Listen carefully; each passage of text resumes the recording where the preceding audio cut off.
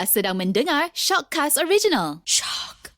Episod yang terakhir, laluan perit saya di luar negara. Banyak orang yang sangka pergi luar negara hanya orang kaya ataupun pergi lumayan semua. Tapi bukan untuk saya. Sebab saya ada jalan perit yang tak pernah saya cerita secara teliti.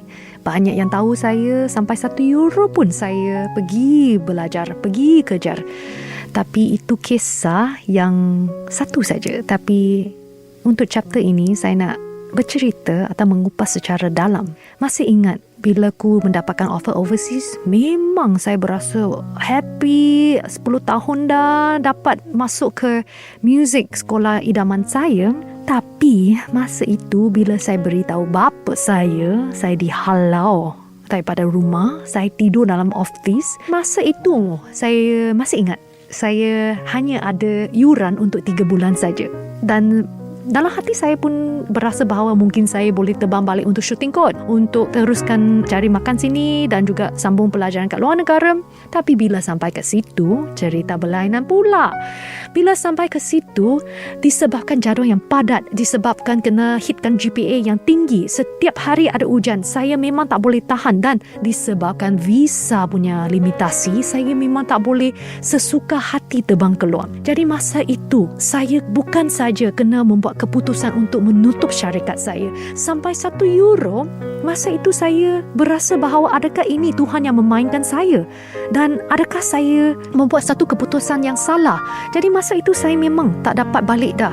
Dan masa itu €1 dalam wallet, saya berasa bahawa bagaimana saya nak teruskan. Dan bahasa Eropah saya pula yang teruk. Masa itu saya memang bahasa Spanish saya tak sampai lagi.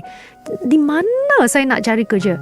Dan masa itu saya nampak di sekolah saya dalam audio department ada pula yang boleh jadi guru. Tapi gaji tak banyak, tapi bolehlah kita dapatkan gaji itu teruskan kehidupan kat situ. Jadi untuk semester yang seterusnya memang saya hampir nak putus asa dah. Sebab yuran tak boleh bayar dan tak ada wang untuk kehidupan saya. Masa itu saya pergi merayu kawan saya agar meminjam saya kredit kad mereka untuk swipekan yuran saya.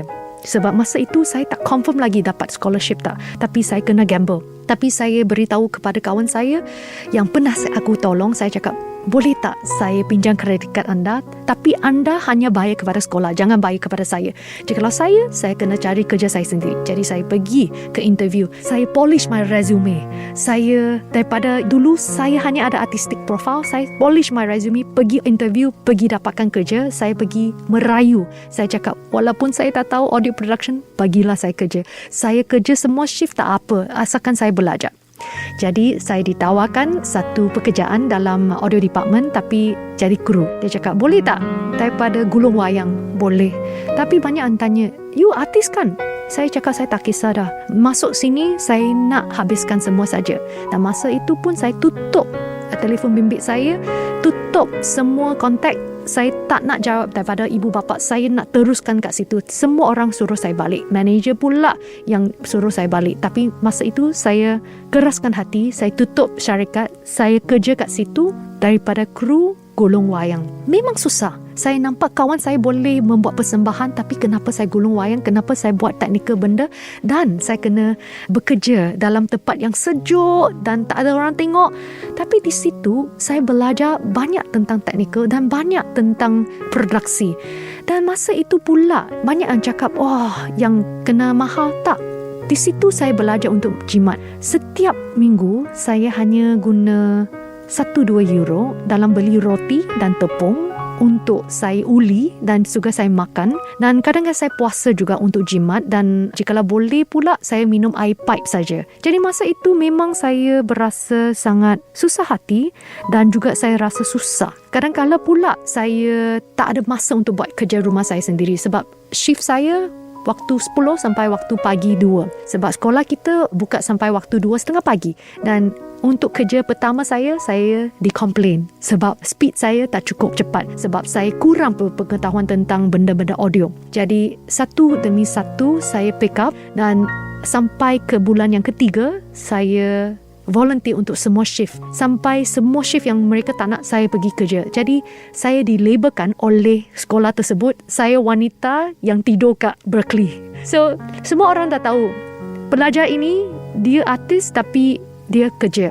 Dan di situ pula yang semester yang kedua saya dapat offer disebabkan semua orang dah tahu cerita saya dan sekolah pula nampak prestasi saya, dia bagi peluang. Sebab masa itu kurang wanita dalam produksi dan masa itu dia nak seorang wanita kat dalam untuk semua ini, untuk menjadi satu teladan. Tapi memang semua ini yang susah, memang kita yang makan sendiri. Dan orang yang kaya kita nampak, kita memang cemburu hati tapi jangan iri hati. Kita hanya lakukan apa yang kita nak dan juga kita teruskan perjalanan kita. Sebab kita tahu bahawa jikalau anda tak susah, anda tak dapat mendalami sesuatu benda. Dan kat luar negara pun sampai hari ini saya memang jimat dan juga saya tahu bajet. Dan sebelum itu pula saya sentiasa cari benda-benda yang murah. Sampai waktu saya habiskan fellowship kat luar negara, saya tahu kat situ pula tak bagi artis visa dah. Jadi saya kena tender PhD. Dan saya pergi cari PhD dan bila saya dapat offer, yuran saya hanya €300 untuk 1 tahun. Jadi benda-benda you kena cari. Bukan benda-benda kat luar negara mahal. Tapi adakah itu boleh jalan dan secara murah, adakah anda boleh sustain? Sekarang memang banyak kos-kos semua ini sebenarnya kos intellectual dan kos skill anda sendiri. Cerita itu yang paling mahal. Semua laruan perit ini yang jadikan saya kuat dan tak takut walaupun saya kena bermula lagi daripada bawah, tapi saya pergi juga. Sampai hari ini saya masih juga berulang alik luar negara dan Malaysia. Saya tak takut susah, tapi saya hanya takut jikalau saya tak ada peluang. Jadi saya sentiasa volunteerkan saya sendiri walaupun kena makan roti, makan tepung, kita pergi juga. Jadi nasihat kepada saya, walaupun kita susah, pasti ada hikmat dia. Jadikan sebagai teladan, jadikan laluan perit itu sebagai satu laluan yang memperkuatkan semangat anda agar anda tidak dihanyutkan oleh arus perkembangan. Semua cerita ini daripada kisah-kisah Ratu Cantik, daripada lakonan sampai keluar negara, semua ini bermula daripada bawah. Jadi saya berharap bahawa perkongsian saya boleh memberikan inspirasi kepada anda semua, tak kira bangsa, kaum, agama ataupun pangkat ataupun gaji, asalkan anda ada usaha dan tekad itu, pasti anda boleh berjaya. Itu daripada tagline saya, The Journey Must Go On. Itu pesanan daripada saya. Saya berharap anda semua berasa berinspirasi dan juga saya berharap anda akan teruskan perjalanan anda, tak kira apa-apa yang akan berlaku sampai ke jalan penamatan. Saya berharap pula untuk masa yang akan datang, saya akan membawa lebih banyak kisah yang lagi hebat dan juga mungkin membawa kisah-kisah kat luar negara untuk anda semua. Jadi di sinilah saya nak mengucapkan selamat tinggal sekejap. Biarlah saya pergi mengambil lagi banyak pengalaman dan saya berharap bahawa satu hari nanti yang akan datang kita dapat bersambung lagi. Terima kasih.